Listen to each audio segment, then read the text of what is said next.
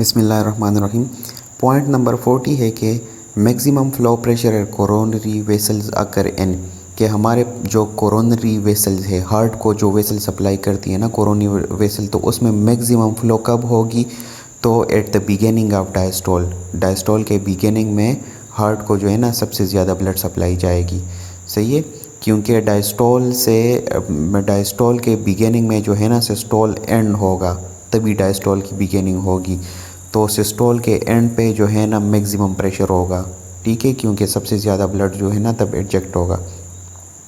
Remember में कहते हैं कि aortic pressure lowest during, aorta में सबसे कम प्रेशर कब होगा? तो आइसोवॉल्यूमेट्रिक कंट्रैक्शन वाले फेज में सबसे कम प्रेशर होगा। क्यों कम होगा? क्योंकि आइसोवॉल्यूमेट्रिक कंट्रैक्शन में हमने बोला था कि वॉल्यूम बाहर नहीं जाएगा, सिर्फ प्रेशर बढ़ेगा, वेंट्रिकल कंट्रैक्ट होगा, लेकिन वॉल्यूम बाहर नहीं जाएगा, वॉल्यूम वेंट्रिकल में ही रहेगा। इस वजह से एओर्टा में कोई ब्लड। अच्छा जी, फिर कहते हैं कि aortic pressure maximum pressure aorta में कब होगा? तो स्लो एजेक्शन या रिड्यूस्ड एजेक्शन में, क्योंकि रिड्यूस्ड एजेक्शन में जो है ना कम ब्लड उधर एओर्टा में जाता है, वेंट्रिकल से सबसे ज़्यादा ब्लड जो है ना वो चला गया हुआ होता है। जब चला गया हुआ होता है तो aortic pressure will be maximum, ठीक है। Maximum ventricle as fill during, maximum ventricle कब बढ़ता है मैक्सिमम? तो रैपिड एनफ्लो, और फर्स्ट 2/3 जो है ना रैपिड एनफ्लो, तब जो है ना सबसे ज़्यादा ब्लड एट्रिया से वेंट्रिकल में आएगा और मैक्सिमम फिलिंग होगी। और फिर जो है ना 1/3 जो बाकी रहता है तो वो वेंट्री एट द रेट वो जो है ना जब एट्रिया कंट्रैक्ट होगी तो तब जो है ना ब्लड आएगा एट्रिया से वेंट्रिकल में। अच्छा, फिर है कि pre load depends upon, pre load किस चीज़ पे डिपेंड करता है? तो एंड डायस्टोलिक वॉल्यूम पे। सही है, जितना एंड डायस्टोलिक वॉल्यूम ज़्यादा होगा इतनी प्री लोड कम होगा, इतना जो है ना तुम्हारा प्री लोड मुतासर होगा इस चीज़ से। सही है। अब जो है ना कहते हैं कि let's discuss some MCQs. MCQs में है कि मैक्सिमम एओर्टिक प्रेशर कब होगी? तो स्लो एजेक्शन फेज पे, जिस तरह हमने ऊपर बता दिया। Which of the following values are the best indexes of preload? तो प्री लोड का अंदाज़ा हमें किस चीज़ से होगा? Left ventricular end diastolic volume पे, कि कितना वॉल्यूम है वो हमें डिनोट करता है प्री लोड को। Maximum left ventricular pressure is during period of rapid ejection, ठीक है। रैपिड एजेक्शन वाला फेज़ जब होता है ना तो इसमें ब्लड हमारे साथ बहुत रैपिडली, बहुत जल्दी एजेक्ट होता है। तो इस फेज़ में वेंट्रिकल बिल्कुल कंट्रैक्टेड स्टेट में होता है और मैक्सिमम लेफ्ट वेंट्रिकुलर प्रेशर होती है।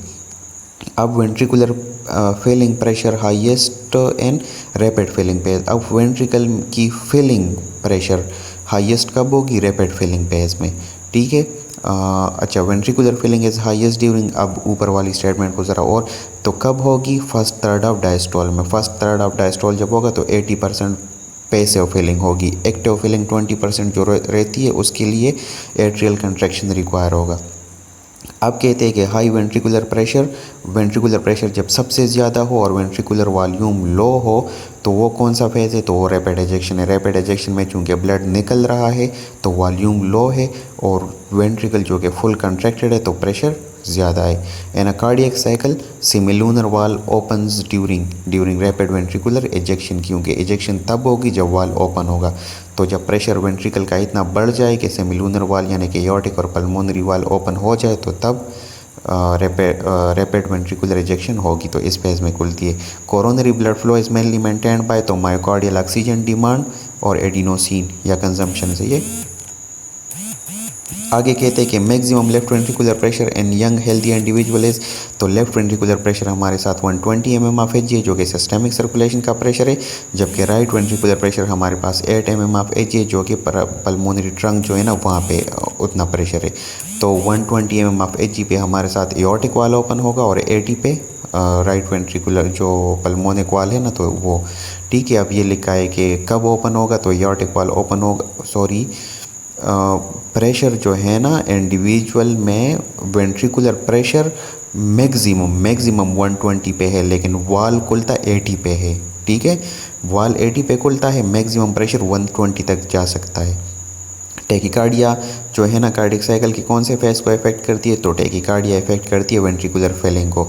जब टैकीकार्डिया होगा तो हार्ट जो है ना जल्दी कंट्रैक्ट होगा, वेंट्रिकुलर फिलिंग सही तरह से नहीं होगी, ज़्यादा ब्लड नहीं आएगा, इतना टाइम नहीं मिलेगा वेंट्रिकल को कि वो ब्लड से भर जाए, तो वेंट्रिकुलर फिलिंग मुतासर होती है। Maximum flow pressure in coronary vessel occur in, अच्छा, maximum flow pressure in coronary vessel कब होगी? At the beginning of diastole. Which of the following phase of cardiac cycle is affected by increasing heart rate? तो मैंने बोल दिया कि reduced ventricular filling. Ventricular filling और ventricular filling में जो रिड्यूस्ड वेंट्रिकुलर फिलिंग पेज होगा ना, तो वो ज़्यादा मुतासर होगा।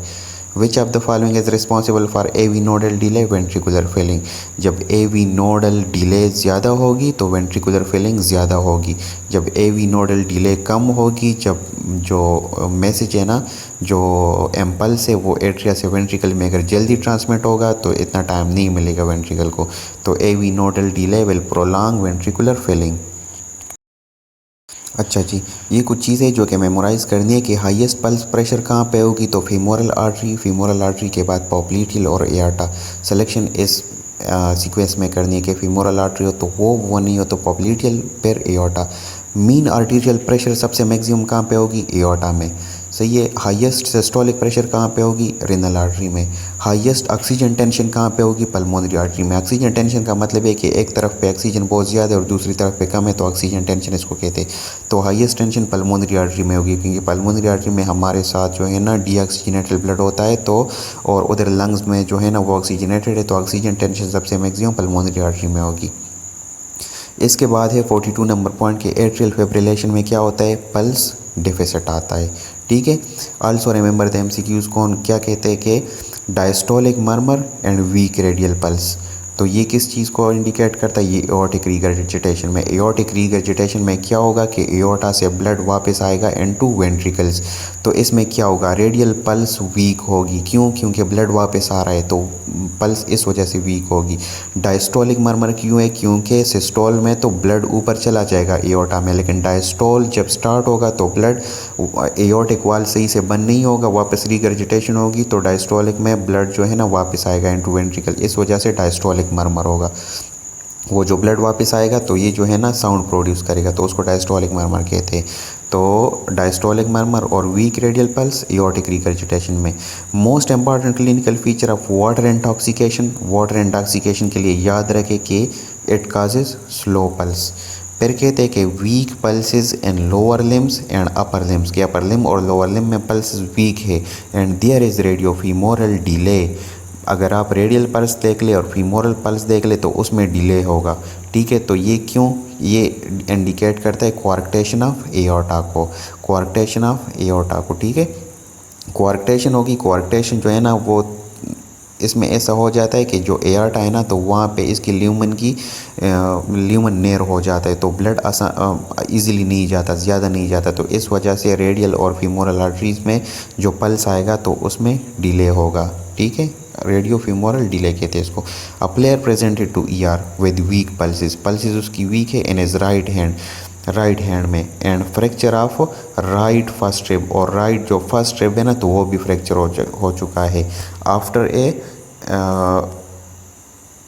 Which of the following arteries will be damage? तो सबक्लेवियन आर्टरी, क्योंकि फर्स्ट रिब जो है ना, फर्स्ट रिब के साथ हमारे जो है ना सबक्लेवियन आर्टरी गुजरती है। सबक्लेवियन आर्टरी आगे जाके जो है ना रेडियल आर्टरी बनती है, और रेडियल आर्टरी जो है ना वहाँ पे हम पल्स देखते हैं। तो फर्स्ट रिब अगर हमारे साथ फ्रैक्चर हो चुका है, it mean subclavian artery damage हो चुकी है, और उसकी वजह से जो है ना रेडियल पल्स वीक होगा।